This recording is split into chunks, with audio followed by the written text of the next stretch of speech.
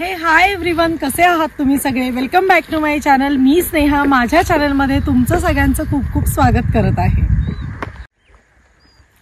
बऱ्याचदा आयुष्यात आपण सक्सेस होण्यासाठी वेगवेगळ्या मार्गाने प्रवास करत असतो, पण आपण सक्सेस होत नाही, ध्येयप्राप्ती आपल्याला होत नाही.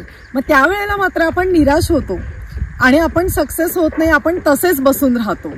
सो याच विषयावरती आधारित मी तुमच्यासोबत आज एक मोटिवेशनल स्टोरी शेअर करणार आहे. चला जास्त वेळ न घालवता आपण आपल्या स्टोरीला सुरुवात करूया. चॅनेलवर नवीन असाल तर सबस्क्राईब केल्याशिवाय जाऊ नका. बेल आयकॉनवरती क्लिक करायला विसरू नका. नवीन नवीन अपडेट्स पाहण्यासाठी नवीन नवीन नोटिफिकेशन येणं जरुरी आहे. आणि व्हिडिओला लाईक करायला विसरू नका. एकदा एक साधू महाराज आपल्या श्वानासोबत त्यांच्या आश्रमाजवळ फेरफटका मारत असतात. आणि फेरफटका मारता मारता तिथे एक युवक येतो आणि तो युवक खूप चिंतेने ग्रासलेला असतो. सो साधू महाराज त्याला विचारतात की काय झालंय तुला, तू काय एवढा चिंतेत दिसत आहेस?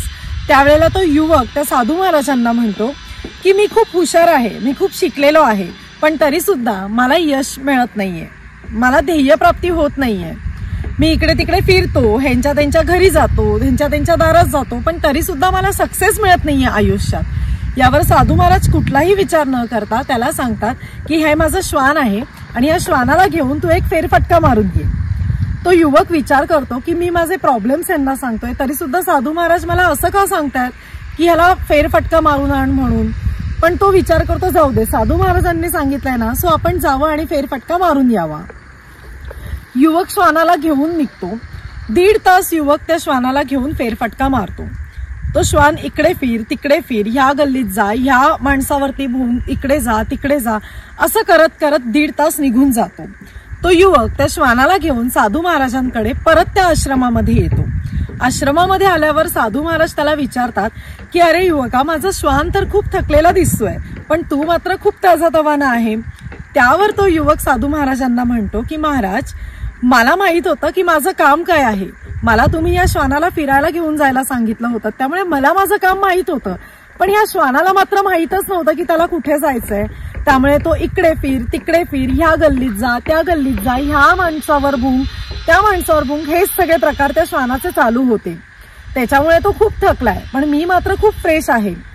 पटकन साधू महाराज त्याला म्हणतात की मागच्या प्रश्नाचं उत्तर तुला इथेच मिळत आहे.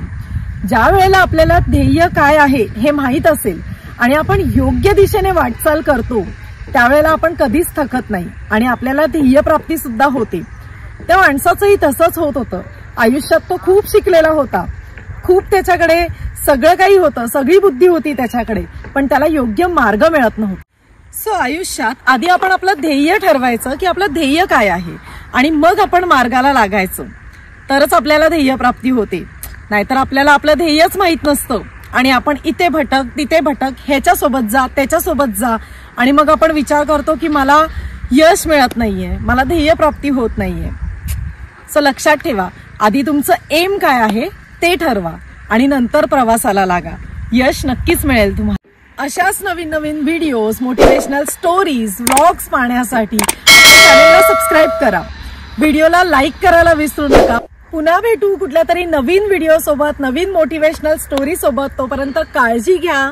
Bye bye. Be strong, stay positive.